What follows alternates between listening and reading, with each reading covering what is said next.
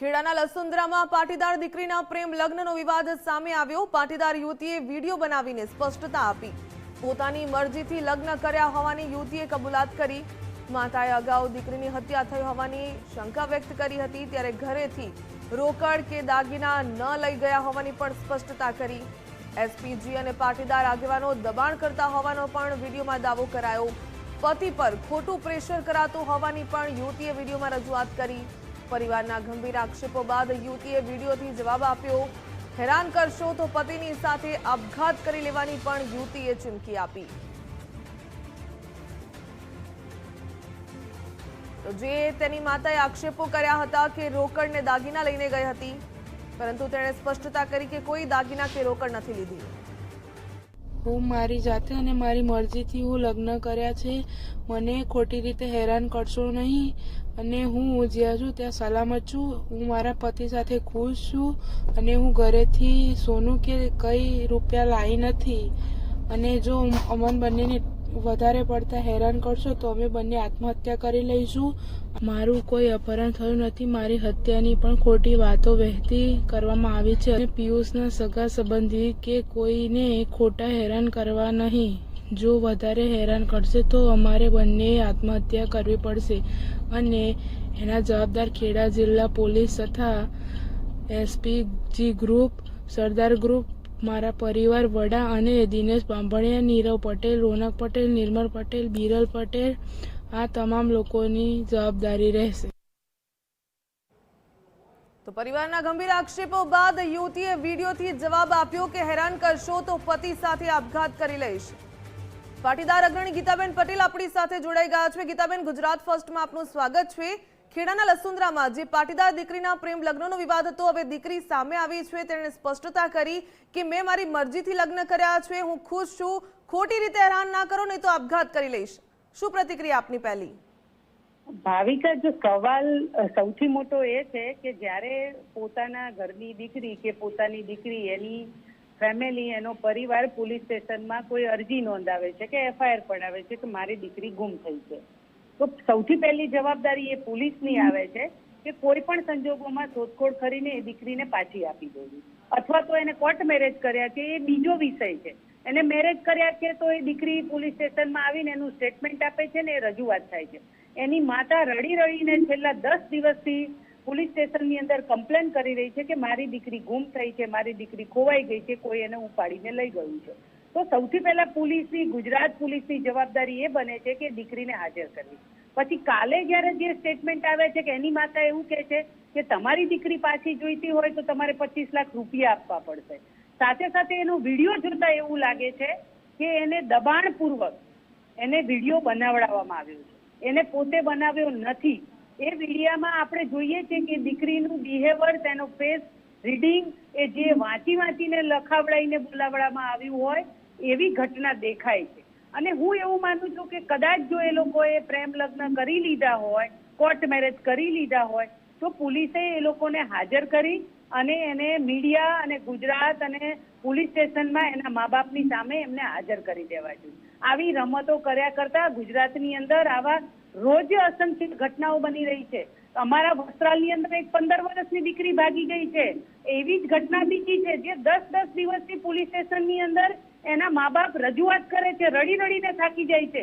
તો સૌથી પહેલી જવાબદારી એ ગુજરાત પોલીસની આવે છે। કેમ આ પોલીસ આવી રીતે આને સિરિયસ નથી લેતી? કારણ કે તમે જુઓ કે જો પોલીસ ધારે ને તો એક ચપટીમાં કચરાના ઢગલામાંથી એક તડકલું પણ શોધી લે છે। તો આ દીકરીઓને શોધવી એમના માટે અઘરું નથી। આપણે કેટલી એવી સત્ય ઘટના આધારિત ફિલ્મો પણ જોઈ છે કે આવી રીતે ધમકાવીને આ દીકરીઓ પાસે વિડીયો પણ બનાવતા હોય છે। ત્યારે જ્યારે જે લોકો સાચા જ હોય તો સામે પોલીસ સ્ટેશનમાં હાજર થઈ જવું પડે અને બધાની સામે પોતાના પ્રેમની રજૂઆત કરવી જોઈએ। આમાં કંઈ જ ઘટના મોટી નથી અને આને મોટું બનાવવાની જરૂર પણ નથી। પણ ક્યાંક ને ક્યાંક એવું બને છે કે આની અંદર પોલીસ પણ ઇન્વોલ્વ હોય એવી આ તકે આ ઘટના જોતા આપણને બધાને લાગે છે। બિલકુલ ગીતાબેન, ધન્યવાદ અમારી સાથે જોડાવા બદલ। પાટીદાર નેતા દિનેશભાઈ બાંભડિયા પણ આપણી સાથે જોડાઈ ગયા છે। દિનેશભાઈ, ખેડાના લસુંદ્રામાં જે પાટીદાર દીકરીના પ્રેમ લગ્નનો આ સમગ્ર વિવાદ હતો, હવે દીકરીનો વિડીયો સામે આવ્યો છે। સ્પષ્ટતા કરી કે હું ખુશ છું, મારી મરજીથી લગ્ન કર્યા છે, કોઈ હેરાન ન કરો, જો હેરાન કરશો તો હું આપઘાત કરી લઈશ અને આપના નામનો પણ ઉલ્લેખ કર્યો છે। શું કહેશો આપ? બેન, અમે જે ગઈકાલે પ્રેસ કોન્ફરન્સ કરીને જે દહેશત બતાવી હતી એ આજે સાબિત થઈ છે। કારણ કે દીકરીને ગાડીમાં બેસાડીને પાછળ એના પિયુષ રબારી જે બગાડનાર વ્યક્તિ છે એ પાછળ બેસીને એને એક સ્ટેટમેન્ટ વાંચવા માટેની બળજબરી કરી રહ્યા છે। અમે અત્યારે જ પોલીસને વિનંતી કરીએ છીએ કે તાત્કાલિક ધોરણે આ દીકરીને પોલીસ સ્ટેશનમાં હાજર કરવામાં આવે અને જે પોલીસ સ્ટેશનમાં હાજર કરવામાં આવે ત્યાં એના માતા પિતા સાથે એને કાઉન્સેલિંગ કરવા દેવામાં આવે। કારણ કે દીકરીને 15 દિવસથી દબાવવામાં આવી છે અને 15 દિવસના અંતે પણ ગઈકાલે અમે જે વાત રજૂ કર્યા પછી એમણે ફક્ત ને ફક્ત દીકરીના મોઢેથી એક પોપટની જેમ બોલાવવાનો જે પ્રયત્ન કર્યો છે તે સાબિત થયો છે।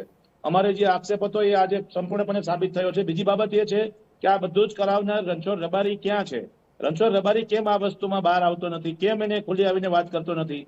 તો સૌથી મોટો આરોપી તરીકે રણછોડ રબારીને પણ ટ્રીટ કરવામાં આવે અને આ દીકરી તાત્કાલિક પોલીસ સ્ટેશનમાં હાજર થાય, ખેડા પોલીસ સ્ટેશનમાં હાજર થાય ત્યારે એના માતા પિતાને મળવા દેવામાં આવે અને સાથે સાથે જે દીકરી 1 કે 2 મિનિટ નહીં પણ આ દીકરીને મિનિમમ 8 દિવસનો સમય આપવો જોઈએ, અમારી વાત છે।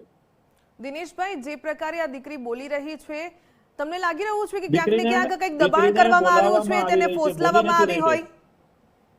બેન, દીકરી બોલી નથી રહી, દીકરી એમના કબજામાં છે। અમારો જે આક્ષેપ છે એ સાબિત થાય છે કે દીકરીને બોલાવવામાં આવી રહી છે। એટલે આપ માની રહ્યા છો કે જો દીકરીને તેના પરિવારની સામે લાવવામાં આવે તો સત્ય હકીકત ક્યાંક બહાર આવી શકે? અત્યારે જેની સાથે છે ક્યાંક તેના પ્રેશરમાં આવીને આ સ્ટેટમેન્ટ આપી રહી છે? બેન, હવે સત્ય જાણવાની જરૂર નથી કારણ કે સત્ય સામે આવી ગયું છે। દીકરીને કોઈ જાહેર સ્થળેથી વિડીયો બનાવવામાં નથી આવ્યો, દીકરીનો એકલા વિડીયો બનાવવામાં નથી આવ્યો, દીકરી કઈ જગ્યાએ છે એનું લોકેશન બતાવવામાં નથી આવતું। દીકરીને ફક્ત અજાણી ગાડીમાં બેસાડીને નિવેદન વાંચવા માટે કહેવામાં આવે છે। આપ જોઈ શકો છો કે એના જે શબ્દો છે એને એ પણ ખબર નથી કે સરદાર પટેલ સેવાદળ કોણ છે, શું વ્યક્તિઓ છે, શું નામ છે, એ મને પણ વ્યક્તિગત ઓળખતી નથી। પરંતુ આજે જે એને સ્ટેટમેન્ટ આપ્યું છે એમાં આ રણછોડ રબારીના કહેવાથી આ દીકરીએ નિવેદન કર્યું છે। એ વાત કમ્પ્લીટ અમારી સામે થયું છે અને સત્ય અમારી સામે આવી ગયું છે।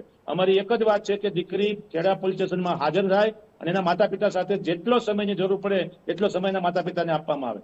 દિનેશભાઈ, આપની રબારી સમાજના કોઈ આગેવાનો સાથે કોઈ વાતચીત થઈ છે દીકરીને પાછી લાવવા બાબતે? બેન, દીકરી રબારી સમાજના કોઈ પણ આગેવાનો એમાં સહમત નથી કે દીકરીનું અપહરણ કરવામાં આવે, દીકરી સાથે બળજબરી કરવામાં આવે। રબારી સમાજના તમામ આગેવાનોની એક જ વાત છે કે દીકરીને પોલીસ સ્ટેશનમાં રજૂ કરવી જોઈએ અને દીકરી જે કંઈ નિવેદન આપે એ પ્રમાણે આગળની કાર્યવાહી કરવી જોઈએ। અમારી વાત આજે સાબિત થઈ છે। દીકરીએ પોતે સાબિત કરી આપ્યું છે કે પોતે દબાણમાં છે। ગાડીમાં બેસીને પાછળ બેસીને એને એક નિવેદન વાંચવા માટે આપવામાં આવે છે અને એ નિવેદન મુજબ દીકરી વાંચી રહી છે। તો હવે અમારો જે આક્ષેપ હતો કે દીકરીને બળજબરી થઈ રહી છે એ સાબિત થયું છે એટલે તાત્કાલિક પોલીસ આ બાબતમાં કાર્યવાહી કરે અને દીકરીને લાવે। જી દિનેશભાઈ, ધન્યવાદ અમારી સાથે જોડાવા બદલ। તો દિનેશભાઈ બાંભડિયાનું નિવેદન છે કે તાત્કાલિકપણે દીકરીને પોલીસ સ્ટેશન લાવવામાં આવે, તેનું સ્ટેટમેન્ટ લેવામાં આવે। ક્યાંક ને ક્યાંક દીકરીએ પ્રેશરમાં આવીને આ વિડીયો બનાવ્યો હોય તેવું લાગી રહ્યું છે।